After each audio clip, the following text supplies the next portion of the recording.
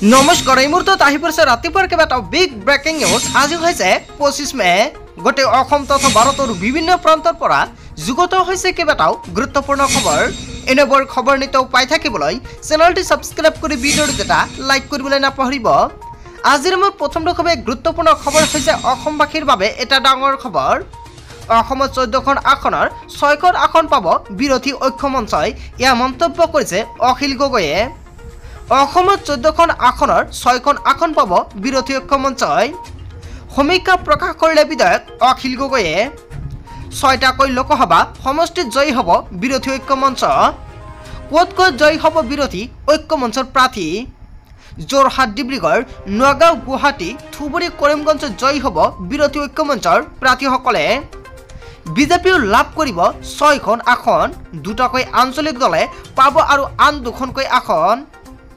কোনোপথে BJP 13খন আসন নাপায়, এয়া সম্পূৰ্ণকৈ প্ৰকাশ কৰিছে।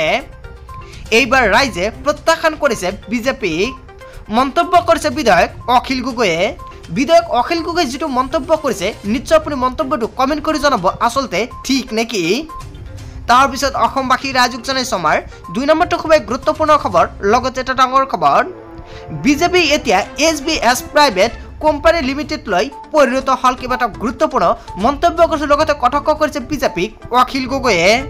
বিজেপি এতিয়া SBS প্ৰাইভেট কোম্পানী লিমিটেডলৈ পৰিণত হল। বিজেপিক হাইজেক কৰি পেলালে কংগ্ৰেছৰ পৰা যোৱা মানুহসকলে।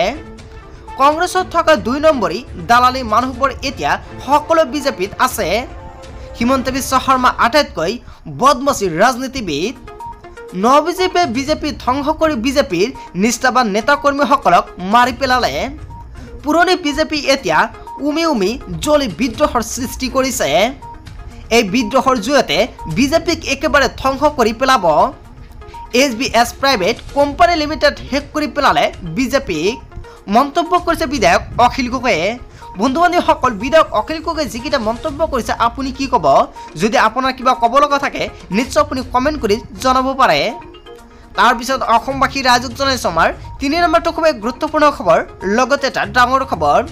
দেশৰ কোটি কোটি মহিলাৰ বাবে ৰাহুল গান্ধীৰ 8টাকৈ ছুপাৰ গ্ৰাণ্টি। বছৰি 1 লাখ টকাকৈ আৰ্থিক সাহায্য লাভ কৰিব দেশৰ কোটি কোটি মহিলাই।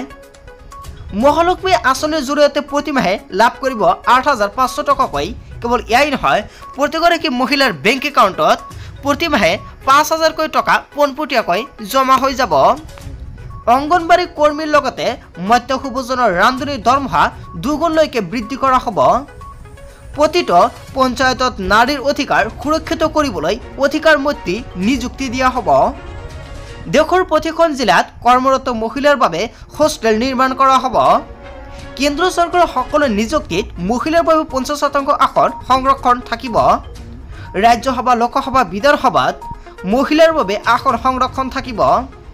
SC ST OBCৰ ওপৰত থকা 50% সংৰক্ষণ আঁতৰাই জনসংখ্যাৰ অনুপাতে সংৰক্ষণ দিয়াৰ ব্যৱস্থা কৰা হ'ব। প্ৰতিটো জাতি জনগোষ্ঠীৰ লোকপ্ৰিয় কৰা হ'ব। ধনী দুখীয়াৰ বুলি কথা নাই, সকলোৱে সম অধিকাৰক দিয়া হ'ব। দেশৰ কোটি কোটি শ্ৰমিকে পাব বিনামূলীয়াকৈ চিকিৎসাৰ সুবিধা, জীৱন বীমা আৰু দুৰ্ঘটনা বীমাৰ সুবিধা। ইপিনে ৰাহুল গান্ধীৰ ওপৰত উচপি উঠিল মহিলাসকলে, কিয়নো মূল্যবৃদ্ধিৰ বাবে পৰিয়াল চলাব নোৱাৰা হৈছে বুলি উচপি উঠিছে মহিলা। কংগ্ৰেছৰ যুৱৰাজ ৰাহুল গান্ধীৰ ব্যতিক্ৰমী নিৰ্বাচনী প্ৰচাৰক লৈ দেশজুৰি চৰ্চা। দিল্লীত মূৰত বহি নিৰ্বাচনী প্ৰচাৰ চলালে ৰাহুল গান্ধীয়ে। বছৰি 1 লাখ টকাকৈ আৰ্থিক সাহায্য লাভ কৰিব দেশৰ কোটি কোটি মহিলাই। হয় বন্ধু বান্ধৱীসকল, ৰাহুল গান্ধীয়ে যিকেইটা মন্তব্য কৰিছে জনতাই কি ক'ব নিশ্চয় আপুনি কমেণ্ট কৰি জনাবলৈ নাপাহৰিব। তাৰপিছত অসমবাসী ৰাইজক জনাইছো আমাৰ 4 নম্বৰটো খুবেই গুৰুত্বপূৰ্ণ খবৰ, লগতে এটা ডাঙৰ খবৰ। বিধায়ক অখিল গগৈক ৱাৰ্ণিং দিলে ভূপেন বৰাই। হয় বন্ধু বান্ধৱীসকল, অৱশেষত এটা গুৰুত্বপূৰ্ণ খবৰ মুকলি আহিছে। উপকাৰী অজগৰে খাই পুনৰ প্ৰমাণ হ'ল ৰাজ্যৰ ৰাজনীতিত। অজগৰৰ ৰূপত প্ৰদেশ কংগ্ৰেছৰ সভাপতি ভূপেন বৰা। বিধায়ক অখিল গগৈক ৱাৰ্ণিং দিলে ভূপেন বৰাই।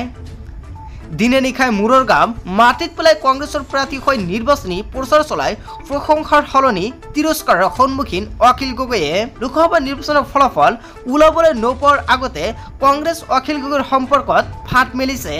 দোস্তি আৰু দুশ্মনী পিয়ৰ হ'ব লাগে মন্তব্য কৰিছে ভূপেন বৰাৰ। অখিল গগৈৰ কাৰণে পত্ৰ লিখিব লগা হোৱাটো আমাৰ বাবে সৌভাগ্যজনক কথা নহয়। অখিল গগৈক কংগ্ৰেছৰ প্ৰসংগত মাত নামাতিবলৈ আহ্বান দেশৰ প্ৰদেশ কংগ্ৰেছৰ সভাপতি ভূপেন বৰাৰ। অখিল গগৈলৈ পত্ৰ প্ৰেৰণ কৰিলে প্ৰদেশ কংগ্ৰেছৰ সভাপতি ভূপেন বৰাই।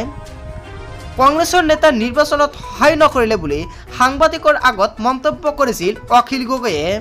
কেৱল তৃণমূল পৰ্যায়ৰ কৰ্মীৰ সহযোগিতাৰ বাবেহে বিজেপিক প্ৰত্যাহ্বান জনাব পৰা গ'ল বুলি কৈছিল অখিল গগৈয়ে। আৰু ৰাইজে কৈছে অখিল গগৈ সঁচা কথাই বিন্দিলে প্ৰদেশ কংগ্ৰেছৰ সভাপতি ভূপেন বৰাৰ। উপকাৰী অজগৰে খায় আৰু পুনৰ প্ৰমাণ হ'ল ৰাজ্যৰ ৰাজনীতিত হয় বন্ধুসকল এটা বিগ আপডেট,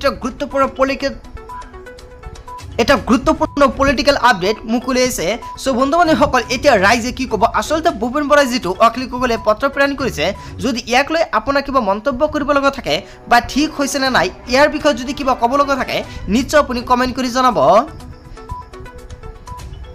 তাৰপিছত অসমবাসী ৰাজ্যক জনাইছো আমাৰ 5 নম্বৰটো খুবেই গুৰুত্বপূৰ্ণ খবৰ, লগতে এটা ডাঙৰ খবৰ। মুছলমান সন্দৰ্ভত কেইবাটাও মহাবিস্ফোৰণ মুখ্যমন্ত্ৰী হিমন্ত বিশ্ব শৰ্মাৰ। মুছলমান সন্দৰ্ভত আকৌ কেইবাটাও বিস্ফোৰক মন্তব্য কৰিছে অসমৰ মুখ্যমন্ত্ৰী ডক্টৰ হিমন্ত বিশ্ব শৰ্মাই নিৰ্বাচন সভাত। এইখন হিন্দুসকলৰ ভাৰত মৌলবানৰ দোকান আমি সম্পূৰ্ণকৈ খুলিব নিদিওঁ, ইয়া সম্পূৰ্ণকৈ বন্ধ কৰি পেলাইছোঁ। মই অসমত 800খন মাদ্ৰাছা বন্ধ কৰি দিলোঁ। কোনো মুছলমানক মাত মাতিবলৈ সাহস নকৰিল।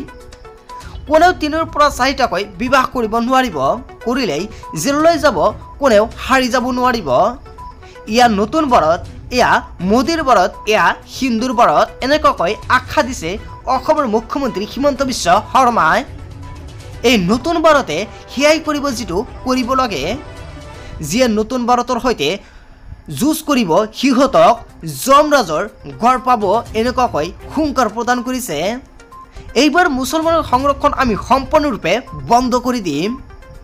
মোদীয়ে 400খন আসন পালে জ্ঞানবাপীত মছজিদৰ সলনি নিৰ্মাণ কৰা হ'ব ৰাম মন্দিৰ।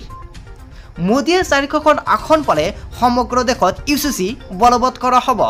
মুছলমান সন্দৰ্ভত কেইবাটাও মহাবিস্ফোৰণ অসমৰ মুখ্যমন্ত্ৰী ডক্টৰ হিমন্ত বিশ্ব শৰ্মাৰ। হয় বন্ধু-বান্ধৱীসকল, গোটেই অসম তথা ভাৰতৰ বিভিন্ন প্ৰান্তৰ পৰা যুগুত হৈছে কেইবাটাও গুৰুত্বপূৰ্ণ খবৰ। এনেবোৰ খবৰ নিতৌ পাই থাকিবলৈ চেনেলটি ছাবস্ক্ৰাইব কৰি ভিডিঅ'টো এটা লাইক কৰিবলৈ নাপাহৰিব। আৰু যদি ফেচবুক পেজৰ পৰা চাই আছে নিশ্চয় ফেচবুক পেজটো ফ'ল' কৰি দিব। চ' থেংক ইউ ফৰ ৱাচিং ফুল ভিডিঅ'।